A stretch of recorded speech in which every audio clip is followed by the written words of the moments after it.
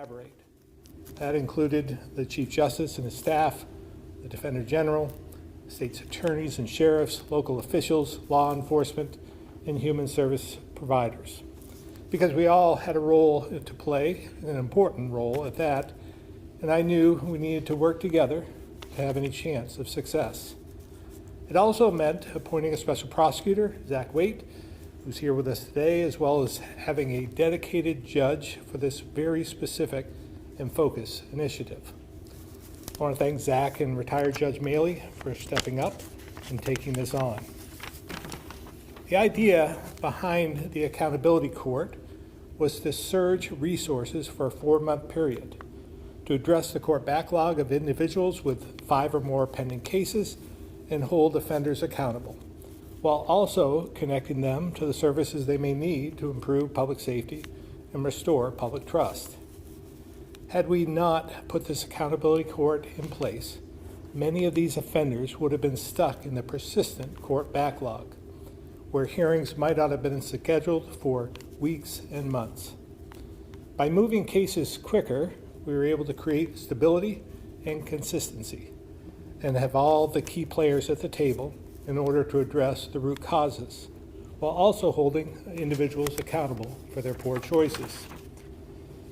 With a bit of creativity and common sense, we utilize many of the tools of the justice system to move repeat offenders into a situation where they receive the right type of care in the right place in a timely manner. This meant some moved directly into services in a community setting, while others entered our correctional facilities, where drug treatment, recovery, and services were provided.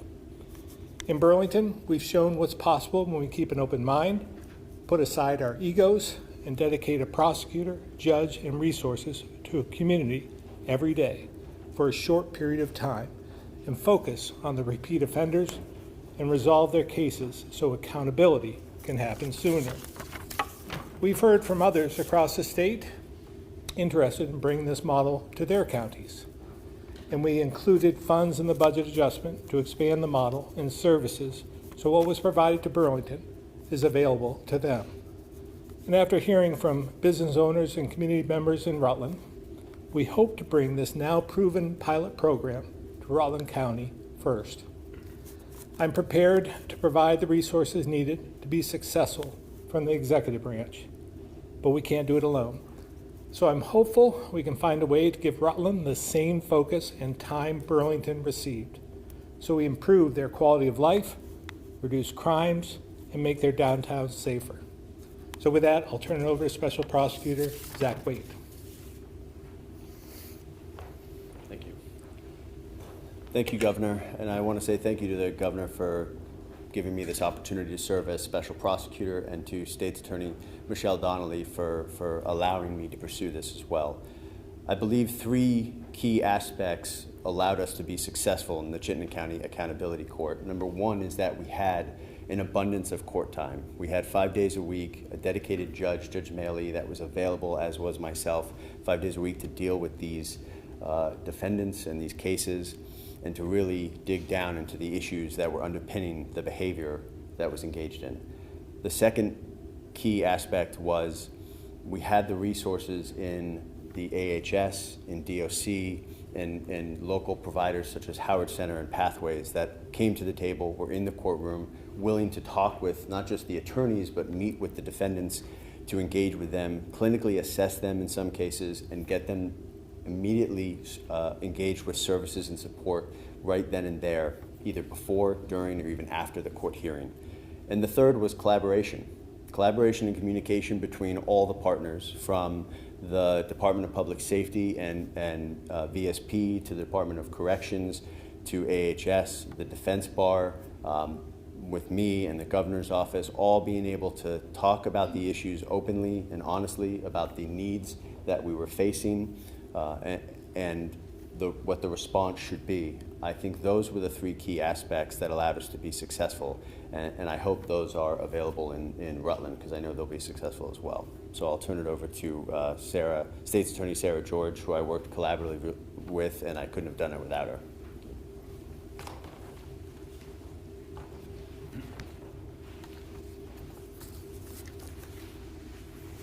Since 2020, the court backlog statewide has made it incredibly difficult to prioritize and resolve nonviolent offenses, leading to an understandable frustration in our community that people were not being held accountable. Many of you are aware that I secured a grant in collaboration with a local nonprofit in Burlington to develop a specialized diversion program that we could connect people directly with services in hopes of tackling some of this issue. And through that program, we cleared approximately 300 cases, with new folks entering that program as they become eligible. But that was done outside of the courthouse and for a very specific type of individual. For the folks whose cases had to stay within the courthouse walls, there simply was not enough court time. There were not enough prosecutors, not enough judges to address those people and those cases. When Governor Scott asked to assist, I came to Montpelier, I met with him and the Judiciary, DOC, the Defender General's Office, and it was very clear that without those additional resources, this problem would persist. I am grateful that Governor Scott, in collaboration with my office, the Judiciary, and the Executive Director's Office, provided those resources that were desperately needed to dig us out of the backlog. By prioritizing these folks' cases and these needs, providing court dates close in time, and connecting folks directly with services. Through the program that I developed and this specialized docket, we have cleared over 1,000 cases that would not have otherwise been prioritized by the court.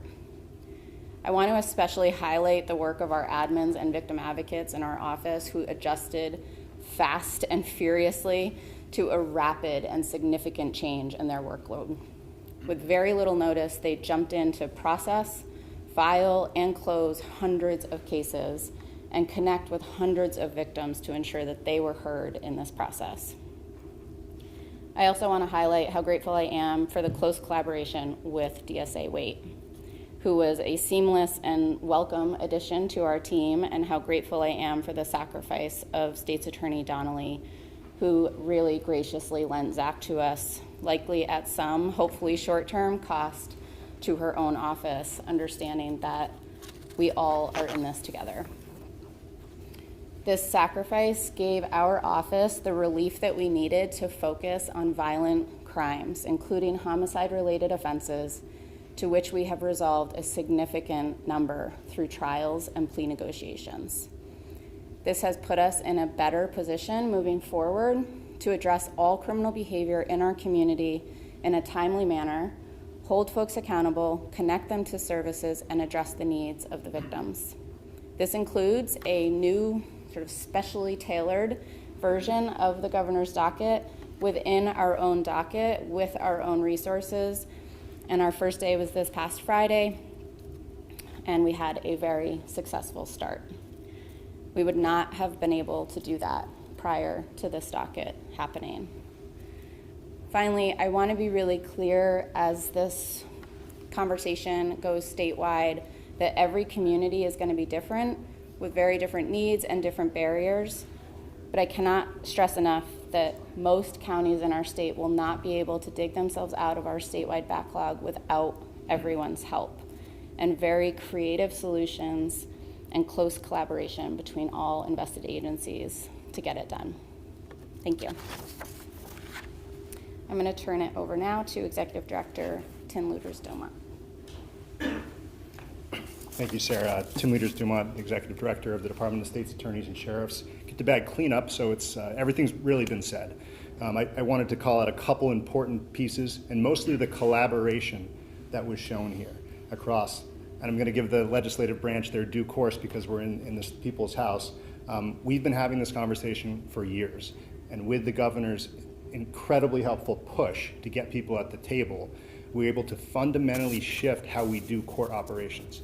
This is how court should operate. It should be every docket is an accountability docket.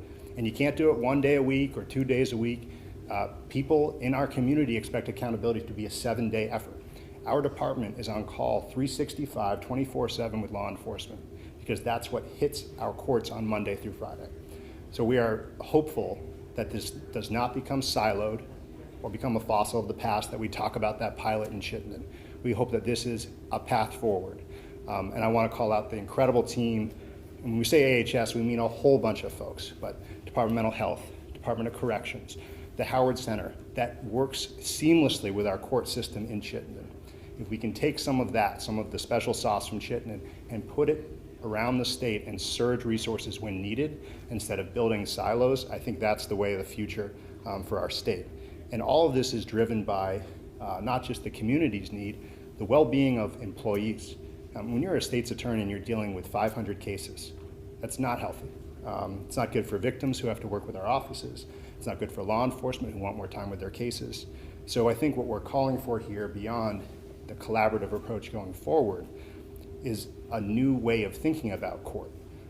When someone comes in, fourth case, fifth case, we need to shift. Those folks need to jump forward. Right now, the real competition is violent crime and nonviolent crime. And understandably, with the way that Vermont has also shifted in an increase in violent crime over the last 10 years, this is something that has been building for some time. And if we can figure out a way to always prioritize nonviolent community-related offenses, retail thefts, unlawful mischief, the types of things that impact our commerce, we can still focus on violent crime, but they should not be at the cost of the other. So I want to extend an incredible thanks to the governor and to our team, Sarah George's team, the administrative and victim advocate staff, Deputy State's Attorney Waite, who did seamlessly fit into that office, and State's Attorney Michelle Donnelly, who lent us out an incredibly helpful employee. And now I look to State's Attorney Sullivan and what we can do to support a community in Rutland that has been dealing with repeat offense and high volume defendants for a great number of years. So I just want to thank the governor and our whole team here. As we move forward, we know that flexible court time and human services are the most important aspects to deter repeat offenses and recidivism in the future.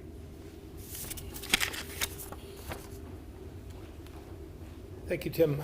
And we'll open up to questions on topic first, please. Governor, as it's been mentioned, ACE has been really effective in knocking down the court backlog, but I'm thinking from a recidivism perspective. How have we measured the success of this so far in getting the people the help that they need and also sort of improving conditions on the street, still given also that it's February, it's cold out, we haven't seen high activity in the streets this time of the year. I might ask Zach to comment on some of this, because there was different pathways during this court procedure. It wasn't all about sending people to a correctional facility, but it was getting them the help they needed to get back on course. So Judge Maley talked with us a great deal about this, and it was just very impressive to hear that people were, because of the situation, because they were there every day and they could come back, and if they were repeat offenders, even while they offended, in for that, they were brought back into court immediately, so that we could get them back on the right track. So, Zach, I don't know if you want to expand upon that a bit, because you and Judge Maley work closely together on this, and just maybe describe some of those situations.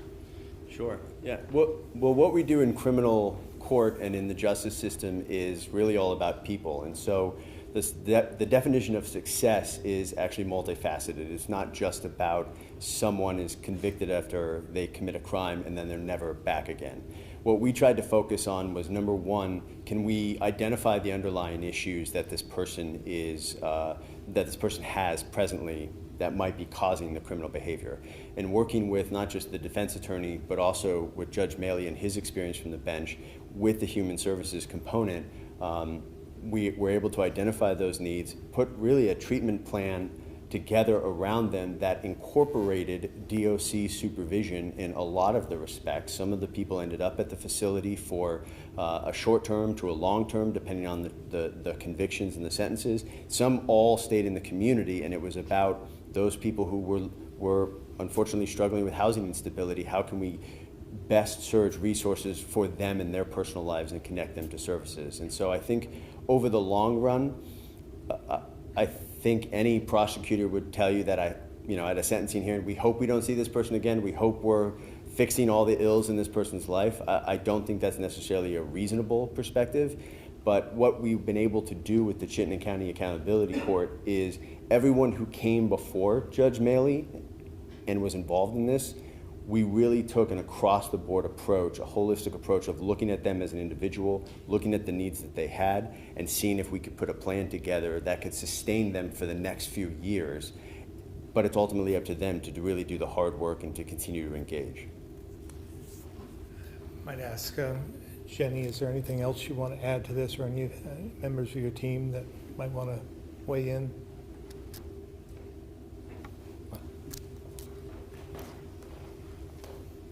So I think what worked really well here is that collaboration and that connection with the court. We were able to bring resources to the table, and that accountability was an important component of this.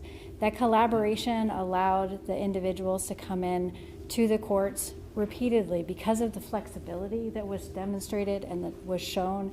And because of that collaboration, we all knew what the treatment plan was. We all could support the individual, and they didn't wait months for their next court date or even longer. They came in almost weekly for many of the cases. That level of accountability really made a difference, and that level of collaboration between the courts and the human services system was integral to the success of this program. Governor, if this is going to be a model that we're going to adopt going forward or expanding, are you going to propose putting more money toward either mental health or our designated agencies, the Howard Center? Well, again, we have money in the budget adjustment to move forward. I'm hopeful that we'll do it in the same manner as we did in Burlington because it was so successful. But as Zach had said, there are different needs in different counties. Sarah actually said that. There are different needs in different counties, and we have to be able to be nimble enough to react to that. And I believe we can be because we've shown that when we work together, for instance, Washington County, transport might be an issue more than in Rutland County. So we have to focus on that. We thought it was going to be a problem in Chittenden County, and we were all prepared for that, but it didn't turn out to be such a huge issue. So again, flexibility on our part, being able to be nimble enough to focus on those areas, I think is going to be key.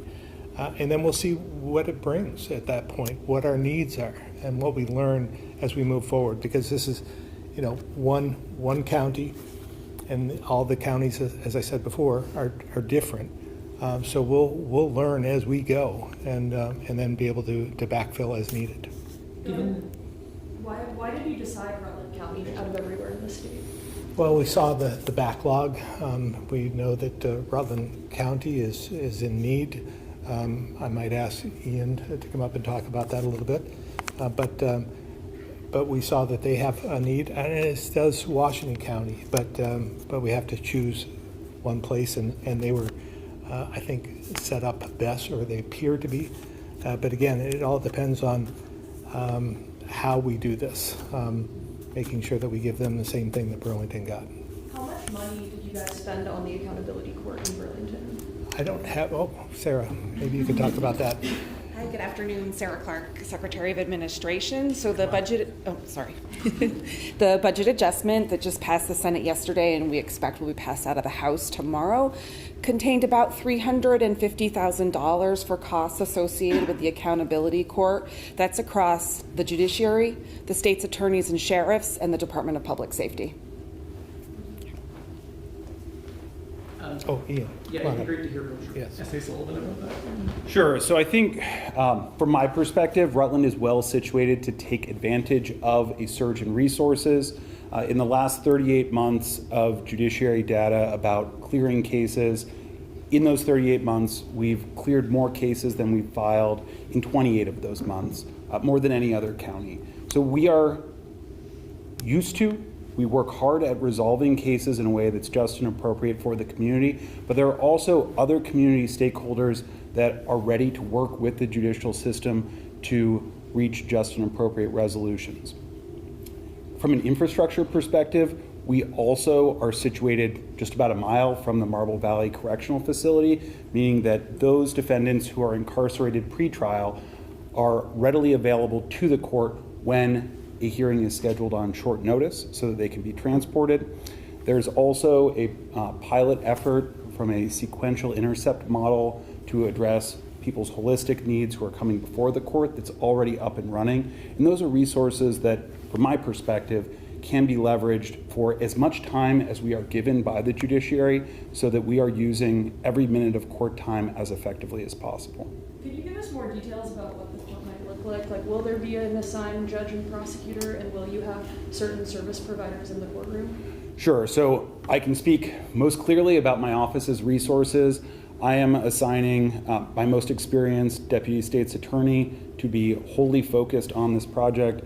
Peter Bevere has been a prosecutor in Chittenden County, Addison County, and Rutland County for over 2 decades, as well as being a prosecutor in the Commonwealth of Massachusetts.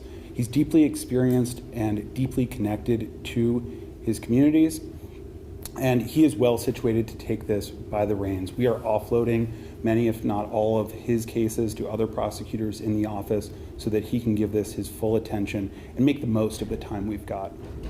Can you give us a sense of the scale? Like, how many individuals are we talking about, maybe compared to what we've seen in the Chittenden unit? I'll talk about Rutland first, and I'll let other folks talk about Chittenden County. So we've looked at a list of defendants with 4 or more pending dockets in Rutland County. That's 55 people. Of those 55, 19 of them were incarcerated at the time the list was generated. They represent just shy of 370 open cases in Rutland County. So just 55 people representing just shy of 370 open cases in Rutland County. That's almost 40% of our open docket. So those 55 people do represent a significant impact on our court schedule. And if we are able to justly and appropriately resolve a significant number of those cases, it will make a meaningful impact on the overall operations of our court. But I'll let other folks talk about what Chittenden was like. Sure.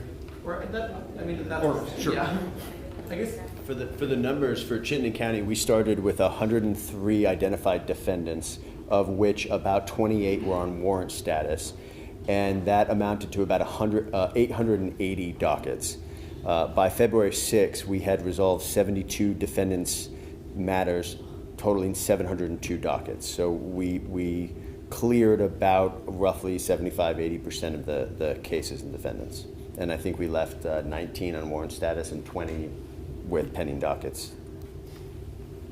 I guess, Governor, for the decision to do Rutland next, is the decision because the backlog is so bad there, or is it because the quality of life issues for people there are so bad that that's why we're doing it? Yeah, I think it's a little bit of both. There's a balance there, and there's a willingness on the part of the state's attorney who wants us to go there. And again, I'm not leaving Washington County out, nor Bennington or Wyndham, because I know that they would like us to come there as well. So I believe that Rutland would be a good next step for us if we can make this work. We've had conversations with the judiciary. I'm not fully on board with their plan, but that isn't cemented, and hopefully that we can have some conversations about what we should do. And Governor, do you plan on coupling the pretrial supervision program through DOC with the court in Rutland the same way you did in Chittenden? Yeah, the pretrial with this type of accountability court isn't as effective because we're putting them through quickly. So pretrial will work in other situations, but in this situation, I don't know as it would work out all that well. And again, I'll look at some of the prosecutors. I agree. Agree? You want to add anything to that? Yeah, I mean, I think, Charlotte, you and I have talked about this before. I think the pretrial supervision from DOC is a great tool that can be utilized by not just courts to keep people out of jail pretrial, but I think will ultimately, once it's up and running, will be used by defense attorneys as an ability to sell the court on keeping their clients out of jail, because these are typically people who have multiple dockets that are struggling to abide by already pretrial conditions of release and or failing to appear in court. And so this is a tool short of incarcerating people pretrial. When the governor said it wasn't really utilized, that was true. I think we had 6 people in Chittenden County Accountability Court that was referred, and one ultimately was supervised under the program because they were seeing the judge multiple times a week to every week. If the accountability court in Eanes County is launching, I think the pretrial supervision program would work great in something like Washington County or Bennington, where it's going to be 90 or 120 days between the court hearing, and there's a small population here that are picking up repeated charges, and that tool could be used as a supervision to not just make sure the community's safe, but that these individuals are abiding by conditions of release, and in a way effectively helps us resolve cases as well. All right, we're going to switch over to the phones for some on-topic questions. Keith Whitcomb, Rutland Herald. Hi, thank you. I was curious, what do you still need to make this go in Rutland? Who do you need it from? And I'm kind of curious if you have any idea when it might begin. I think it could happen anytime at this point. We just want to make sure that the details are worked out. I'm, again, concerned. Initially, the judiciary had said that they wanted to do this over 12 days, once a week, over a 3-month period. And I don't think that's going to work. I think it's not going to be as effective as we saw in Burlington, and actually may fail under its own weight, because part of the secret to this success was having everyone in the room on a daily basis, seeing the same people over and over again. Judge Maley talked about this, and he would be better to talk to specifically, but he talked about this one case in particular. And it was a female offender. She was incarcerated, I believe, but she got some treatment, got cleaned up, got some sleep, had a place to stay, and kept coming back and over days. And he could see the improvement in like a week or 2 weeks in just her demeanor and her outlook, and they found a pathway for her to get back on track. So had that been over a 3-month period, one day a week, maybe every other week, I'm not sure that she would have fully recovered. But that's something Judge Maley might be able to talk about more. Thank you. Are these supposed to sunset after a certain period, or are they ongoing? Like if you get a backlog again, like I don't know what caused the backlogs to begin with, but if things start to back up again, is it easy to fire these courts back up, or do you have to go through a whole procedure again, or what's the long-term view? As far as the cause of the backlog, I think it's mostly pandemic related, and we never did catch up. So this helps in a lot of ways to catch back up.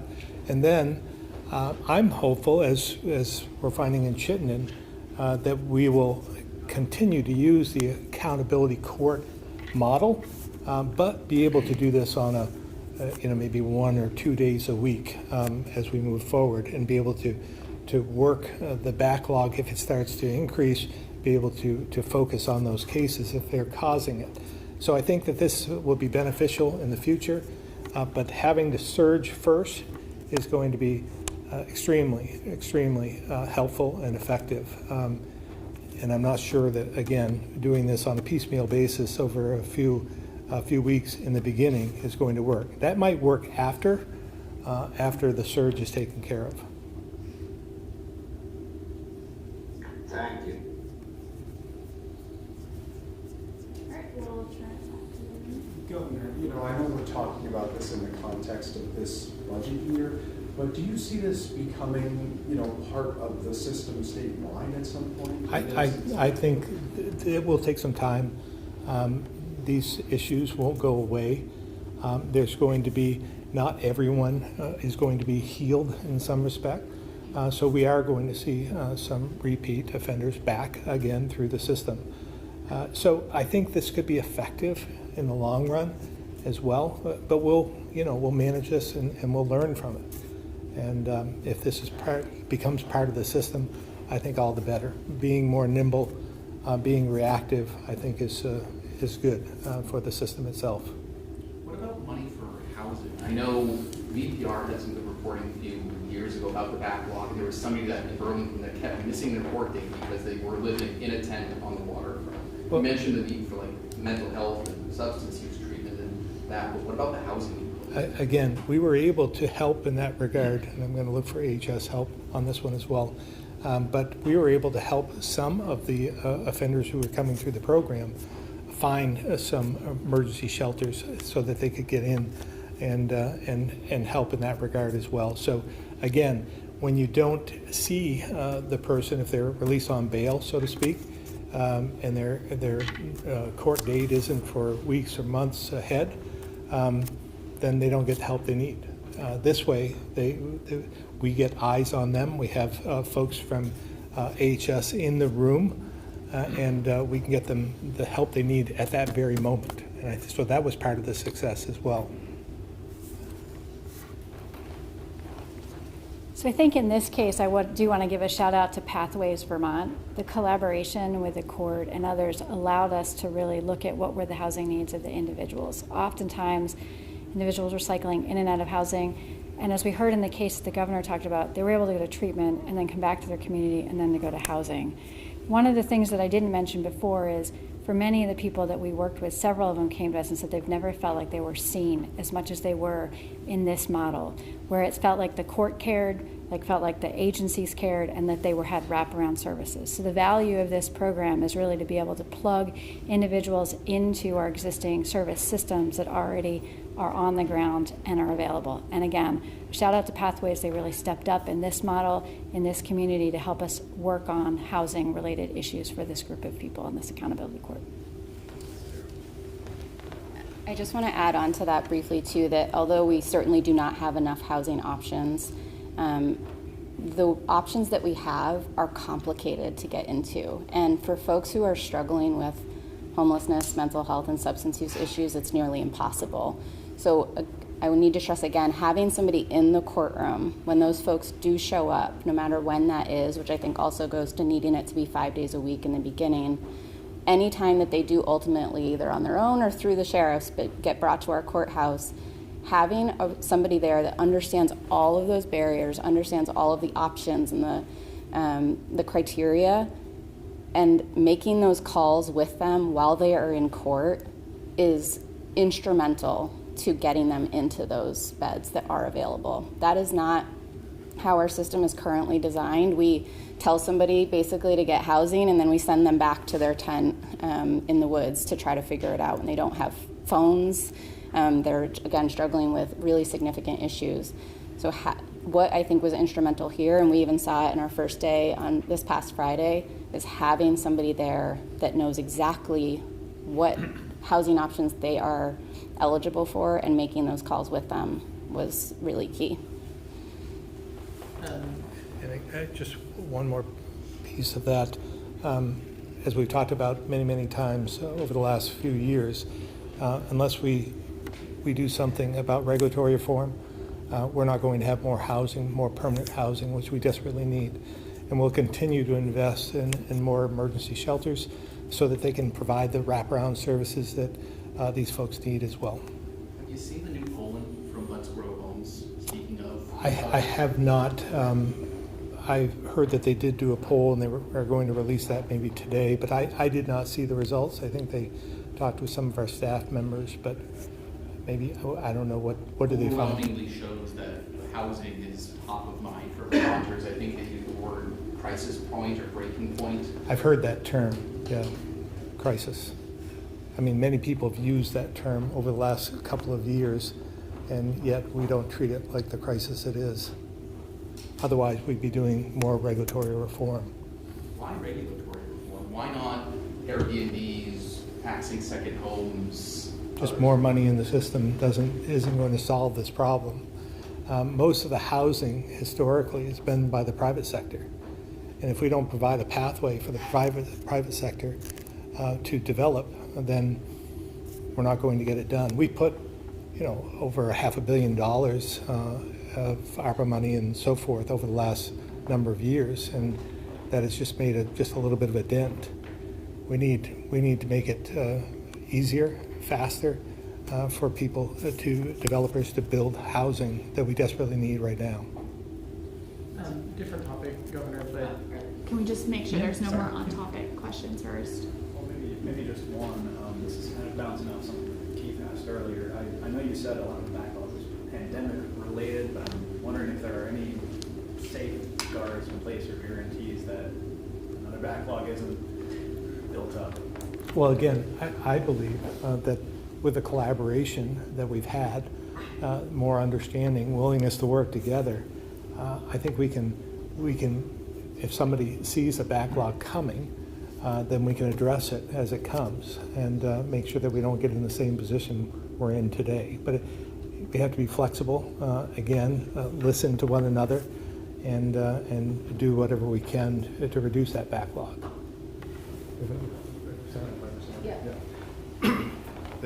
So the backlog was made exponentially worse during COVID. There was an existing slowing of cases preceding the pandemic, and so COVID made that worse. One of the ways that we've thought about this is the balloon was about to pop in Chittenden County. The Defender General said he had never seen the surge of new filings just before we started the pilot. So we've made the balloon less able to pop in Chittenden, but it could always happen again. And so as we think about the state issues, the time, deploying the time is the most important aspect in the whole process here. The time to work through, now that State's Attorney George is dealing with 20 defendants with 5 or more instead of 100, she's able to do that 1 day a week, but the initial surge deployable and time available is very important initially, not just in Rutland, but in other locations. And we hope that other judges, and we know there are other judges who are interested in this topic, are thinking about how they can think about court scheduling more forward thinking to prevent a future backlog, whether it's a pandemic, whether it's a resource issue, whether it's a housing crisis. All of those things compound the opportunity to be in court. So time was a major issue because we were dealing with violence, we were dealing with the inability to deter, and if you have a case pending for 300 days, you might commit another crime during that time period because there's no check-in with the judge. Just to say, the pandemic made it exponentially worse, but there are other processes by which a backlog can develop again.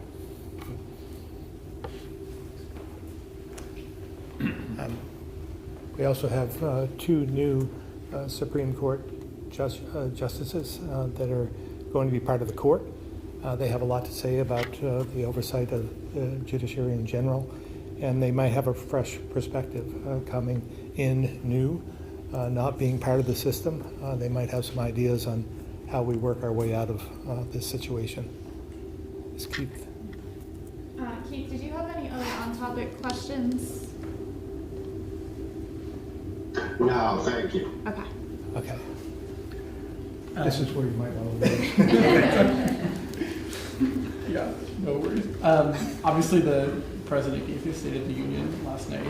Did you watch it? And if you did, what was your reaction? I did watch it. Nothing was really surprising to me.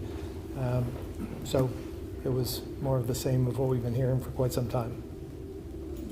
What do you mean it wasn't surprising?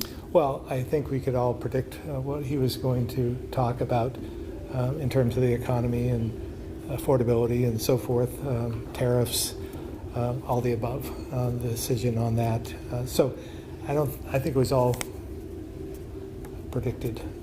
And again, from my standpoint, I've been talking about the affordability crisis for a number of years.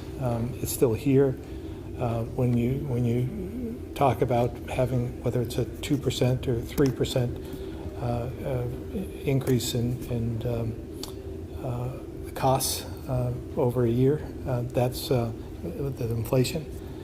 That's compounded. It's compounded over multiple months and years. So it's extremely difficult, especially for the middle class at this point in time. So I'm hoping, again, that we can all take some measures and work together to try and provide more affordability for everyday average Vermonters and Americans.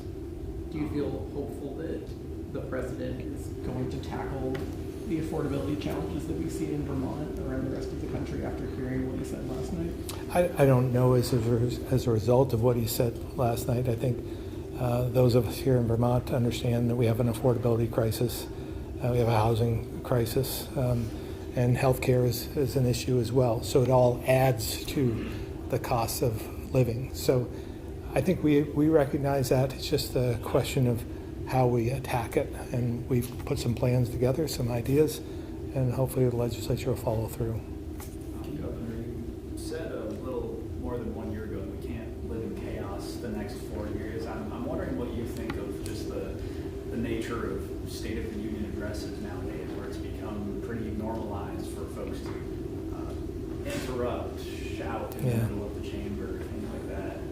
Yeah, I'm a big believer in respect and civility and decorum, and I think that what we're seeing is an example of what we shouldn't be doing.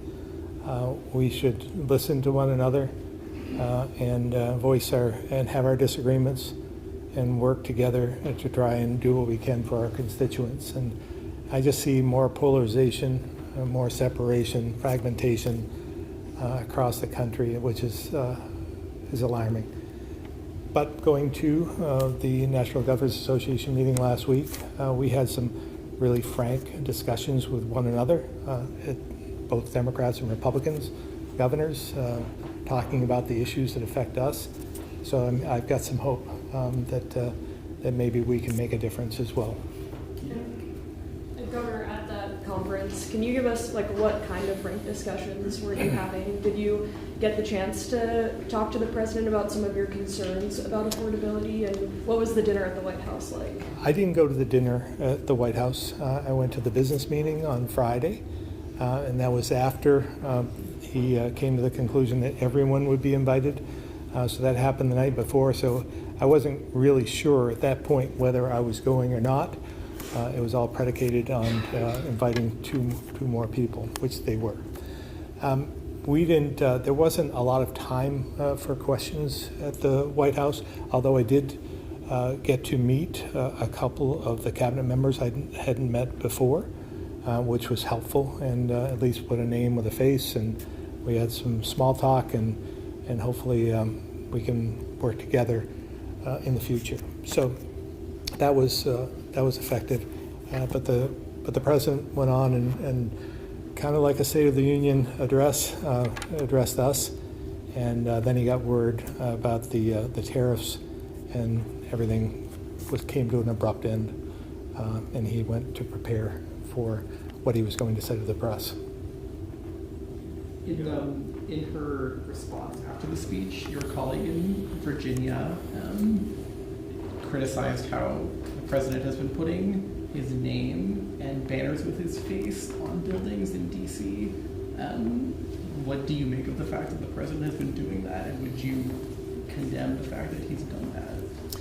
Yeah, I don't think, I personally don't think buildings should be named after anyone until they're gone. So, I mean, dead. So, I think, it's not unexpected. The president has a fairly big ego, and he likes to see his name on everything. But this is just a snapshot in time. That can change. That can change back the other way. They can be renamed again in 2 or 3 years. And so those aren't the things that I'm worried about.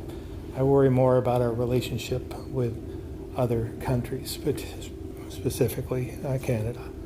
And so those are the things that worry me most. Ukraine worries me a lot. I think we need to work with them. It's like a David and Goliath, and they're David. And so we need to help in any way we can. I was supposed to speak at a civility index conference at the, I can't remember what the name of the building was, but anyhow, that was canceled. So I had the opportunity to do something different. So I went to the Holocaust Museum to reflect on, I've been there a couple of times, and every time I see something new, and it's very powerful. There were 5 World War II vets that just happened to be there when I got there. So I got to meet with them and to thank them for what they'd done. And but then again, going through the museum is just a reminder of how quickly we can sometimes forget. And I think that it's something that we should reflect on. And everyone should go and at least take a walk through to see, just not that many years ago, something violent and egregious happened that changed the world. and we seem to forget that. What effect, just switching topics a little bit, what effect do you think Senator Baruch and his announcement to not seek re-election will have on the trajectory of education reform? I don't think it will have an effect on that. In fact, it might be helpful in some ways. I know Senator Baruch is invested in education reform, and he's been working with us on that. And so I was surprised to hear that he wasn't running, but I think that I don't think he will waver. I think that he will continue to do whatever he can, because he knows it's not that we want to, it's that we have to. I know you probably got to see the House maps, the Senate maps, town meeting days next week, then we've got crossover. Just what is your feeling that at this point, you look at, it seems like people are still pretty far apart, especially on the issue of independent schools. What is your hope or feeling, or can they come to can everybody, included, come to consensus by the end of the year? The bottom line is yes. I think that we can come to agreement. It sometimes takes a little time through this building. The timing has to be right. The stars all have to align, and we'll see what happens after town meeting and some of the votes, whether that sways anyone one way or the other.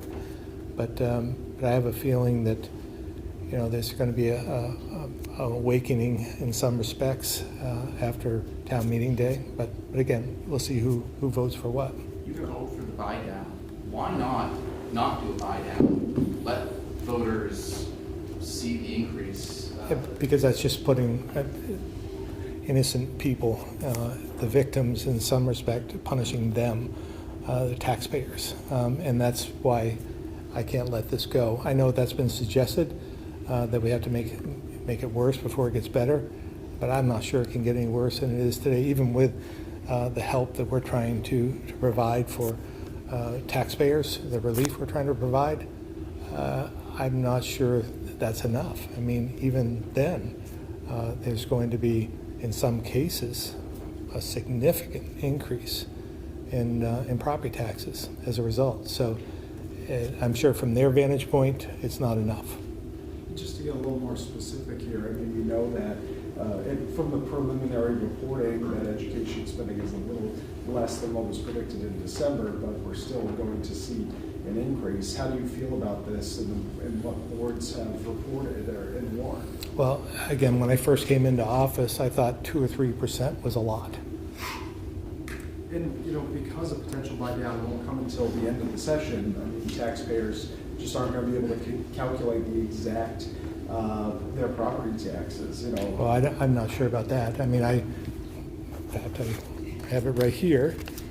I received this from my school district in Washington County, and they have the estimates of what it would cost per 100,000 of property value.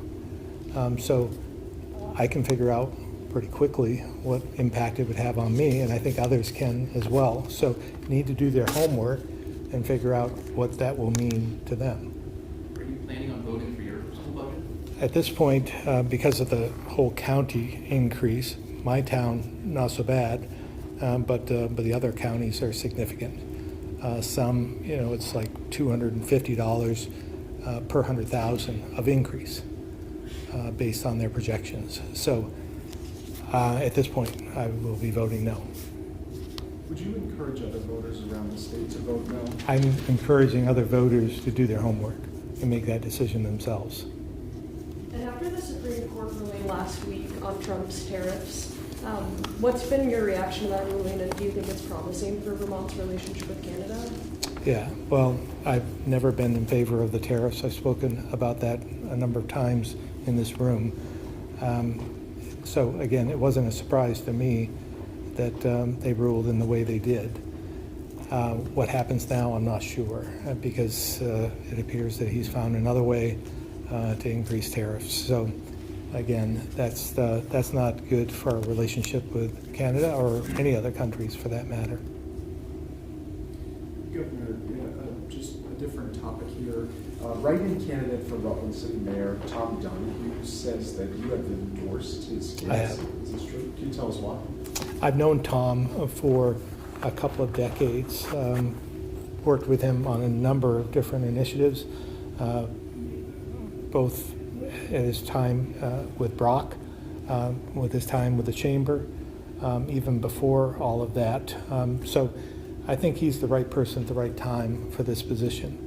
It's unfortunate that the current mayor has resigned, but it is what it is. And I think that Tom can step into this position. He's an alderman and certainly has worked with other mayors in the past, grew up in Rutland. I think he has all the attributes needed right now at this point in time. And do you think he would be should he win, he would be a good partner in getting the accountability going in Rutland as well? Well, I believe so. I think, again, we have a great relationship, and not to say that that will have any effect on what they do in Rutland, but it does help to have someone that you can relate to and pick up the phone and talk with. I'm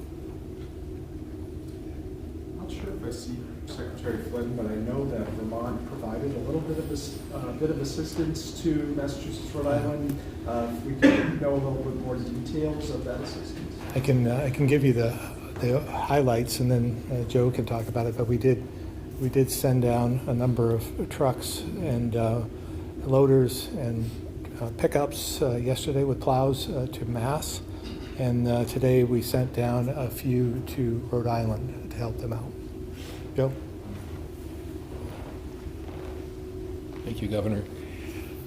As the Governor said, yesterday morning we deployed 12 dump trucks, trailers, loaders, I think 7 or 8 support pickup trucks with plows, 2 mechanic vehicles, and 34 people to the Plymouth, Massachusetts area. The reports I received this morning was they had to plow snow just to park their vehicles. It is quite significant.